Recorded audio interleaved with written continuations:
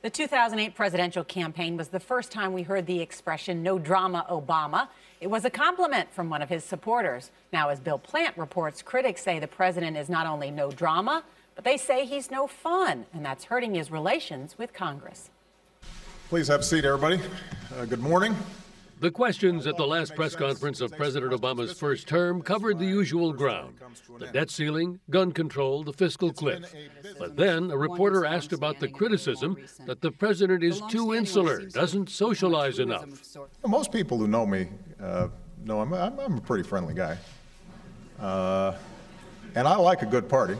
There's sometimes a bit of a disconnect on style with some people, but anybody who really gets to know President Obama finds him to be just like normal and fun. Presidential historian and CBS News consultant Douglas Brinkley says there's a reason the president hasn't connected with Congress. Things have changed in Washington. Characters like Ted Kennedy, who used to be able to be friends with the opposition, were gone. He just hasn't been able to find that special bond like Ronald Reagan had with Tip O'Neill on Capitol Hill.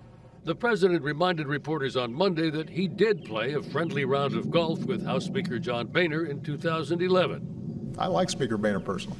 And when we went out and played golf, we had a great time.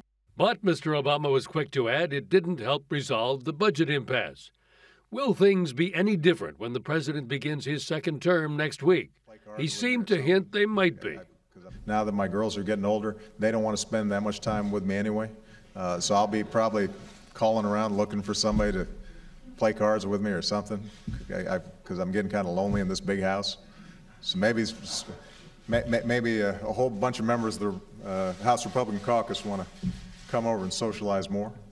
And if they don't? Remember, Barack Obama has over 50% public approval rating. Congress is around 17% on a good day. So the blame here may not be on the president. He seems pretty well liked in the United States. So the president might become a party animal? That's right. Look, in the words of a great old movie line, what we have here is a failure to communicate. I mean, the White House feels that he's not going to get any ground with the Congress that wanted him out of office after his first 4 years. The Republicans on the Hill feel that all he does is preach to them and tell them why he's right instead of trying to find the middle ground. But, Bill, the president frames this as not socializing with Republicans. But the beef in Washington is many Democratic members of Congress feel that they've not been treated fairly or get the kind of phone calls from a president that they have in the past. Right. Stroked, coddled, invited to dinner, yes. All of those things. And you know what?